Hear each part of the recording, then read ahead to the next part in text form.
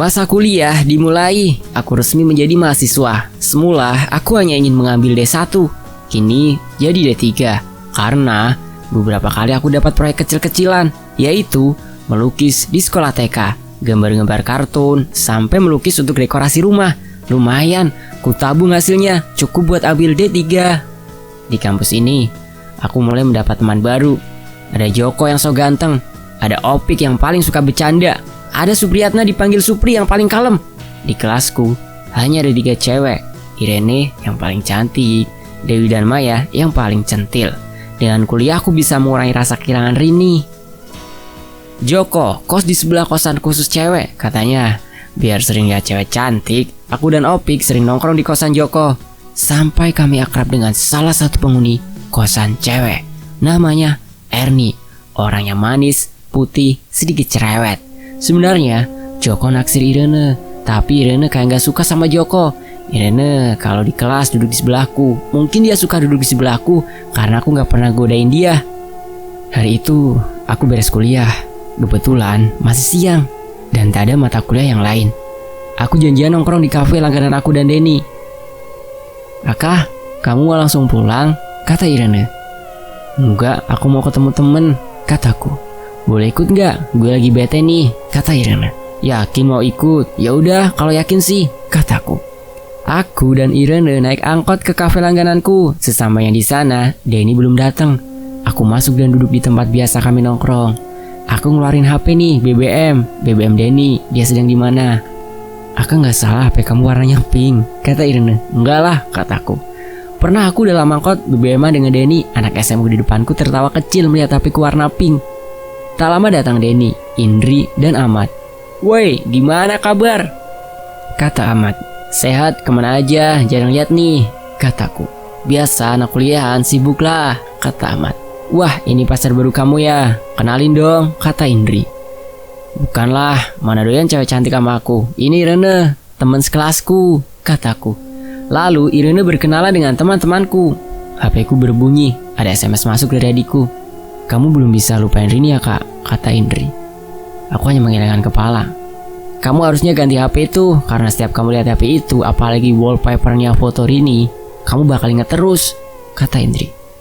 Dan aku hanya bisa diam. "Udahlah Indri, biarkan aja. Nanti waktunya kak bisa move on. Dia pasti move on kok," kata Denny. "Gini kak, aku dan Denny mau bikin distro pakaian, terutama t-shirt. Kamu mau kan bantu desain t-shirtnya? Soal bayaran pasti ada, sementara masih ngerintis mungkin masih kecil," kata Ahmad. "Gak usah mikirin bayaranku dulu, yang penting usahanya jalan," kataku. "Berarti deal ya, sekalian kita mau jalan nih akhir minggu ini ke Villa Ortu Ahmad. Kamu mau ikut gak?" kata Denny. "Ikutlah," kataku. "Irene, mau ikut gak?" kata Indri. "Apa gue boleh ikut?" kata Irene. "Boleh, mobilnya masih muat ini," kata Denny. "Irene yakin mau ikut?"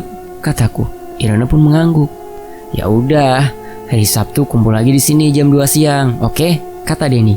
"Siap bos," kataku. Hari keberangkatan. Kami sudah kumpul di kafe.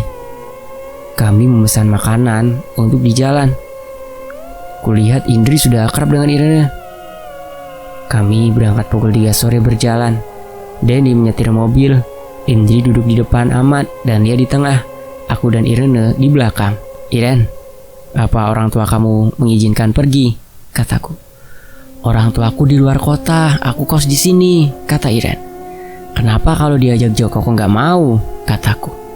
"Akak jahat, aku nggak suka dideketin Joko, masih aja suka bilang salam dari Joko," kata Iren. "Iya maaf," kataku. Hampir maghrib kami sampai di villa. Kami turun dari mobil dan membawa bawaan kami ke villa. Di luar villa, kami disambut Mang Ujang yang menjaga villa. Kulihat Iren menatap pohon besar di halaman villa. Kami masuk ke dalam villa. Kami membereskan bawaan kami. Indri ke dapur membuat kopi untuk kami, Ahmad, dan dia berbincang di luar dengan Mang Ujang. "Iren, tadi kamu lihat apa di luar?" kataku. Enggak, aku nggak lihat apa-apa," kata Iren. "Nggak apa-apa, bilang aja. Aku tahu kamu bisa lihat yang gaib," kataku. "Akak, kok kamu tahu sih?" kata Iren. "Aku bisa merasakan. Ada sosok di pohon itu, dan aku bisa merasakan energi kamu ketika melihat makhluk itu, kataku. Tahu nggak Kak, kenapa aku duduk di sebelah kamu kalau di kelas? Aku merasakan yang beda dengan dirimu, tapi aku nggak bisa mengetahuinya, kata Iren. Kirain kamu duduk di sebelah aku karena naksir aku, kataku. GR, kata Iren. Kalau gak naksir, besok kamu duduknya sama Joko aja ya, kataku. Ih, Aka jahat, kata Iren mencubitku. Aku jadi teringat ketika dulu Rini suka mencubitku. Hari telah berganti malam. Denny, Ahmad, Indri, Iren, Lia sedang asik ngobrol di dalam. Aku duduk di luar sendiri, memandang malam yang telah gelap. Rokok kretek dan kopi hitam menemaniku. Sayup-sayup suara jangkrik terdengar masih saja ada bayang Rini di ingatanku. Terdengar suara memanggilku di arah depan dalam belakang. Tak terlihat seseorang atau sosok apapun. Ini mungkin hanya hayalanku mendengar suara memanggilku. Kubejamkan mata, merasakan hampa di hati dan aku seperti tertidur. Di mana aku?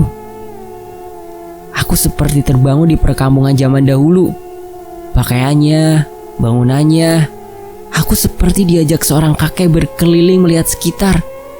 Ada prajurit, ada rakyat, dan ada bangunan seperti istana. Aku diajak menyusuri pematang sawah, masuk di sebuah hutan dan diajak duduk di sebuah batu besar. Lalu kakek itu berkata, "Saya salah satu nenek moyang kamu. Hidup harus bisa mengkaji diri sendiri. Harus mau prihatin. Jangan sombong, harus mau menolong. Kudu yakin Bagja pati cilaka geus aya nu ngatur. Mulih ka jati, mulang ka asal. Kudu bisa merenahkeun diri. Kudu ngaji diri, mun hidup geus bisa ngaji diri hirup bakal bener. Umat kudu nepi ka marifat." Lalu kakek itu tersenyum dan tiba-tiba ada harimau di sebelahnya.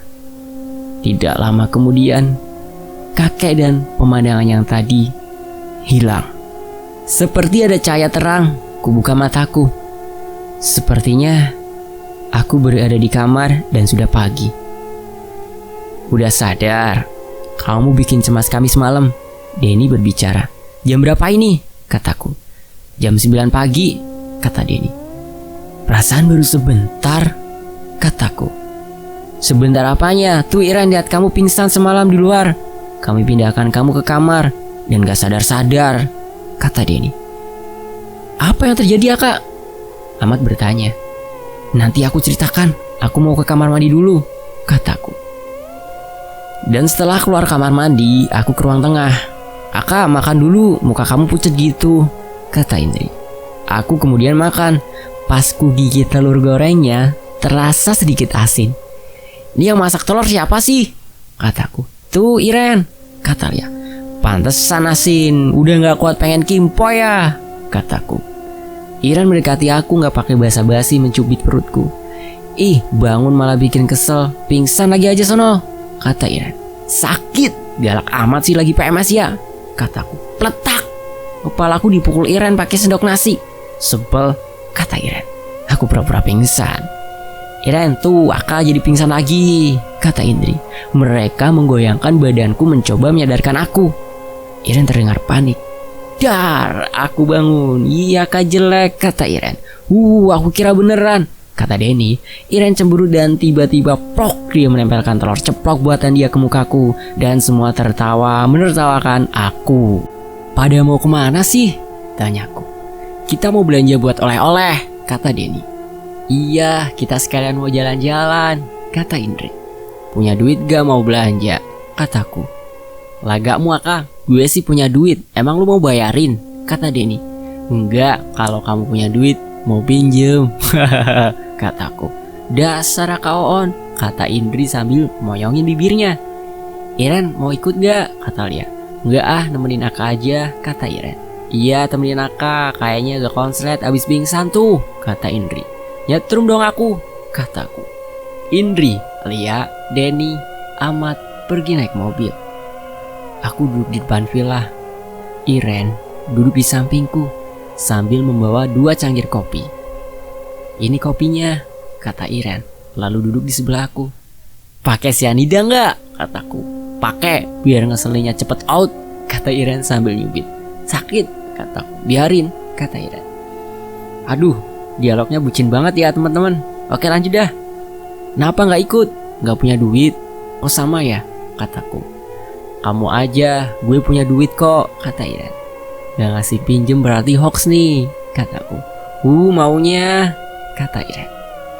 Aku nyeruput kopi sambil nyalain rokok kretekku. "Kakak, ceritain kejadian pas kamu pingsan," kata Iren. Lalu aku menceritakan acara ketemu kakek dan diajak berkeliling serta nasihatnya. "Seru kayaknya, andai aku bisa ngalamin itu," kata Irene.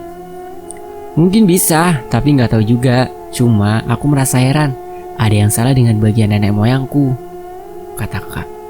"Apa yang salah?" kata Iren. "Kan katanya nenek moyangku seorang pelaut, tapi di perjalanan itu bukan deh," kataku. "Dasar Oon, kalau pelaut cuma di lagu," kata Iren. Gimana kopinya? Pas gak manisnya? Awas kalau bilang kasinan," kata Iren sambil menunjukkan tinjunya. "Gak asin sih, tapi jadi kemanisan," kataku. "Kok bisa jadi kemanisan?" kata Iren. "Kopinya cukup, manisnya, tapi pas lihat wajah kamu yang manis, jadi kemanisan deh." "Gombal," kata Iren sambil tersipu malu.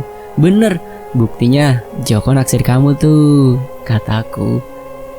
"Tuh kan mulai, paling kamu yang naksir aku," kata Iren. "Gak ntar tiap hari."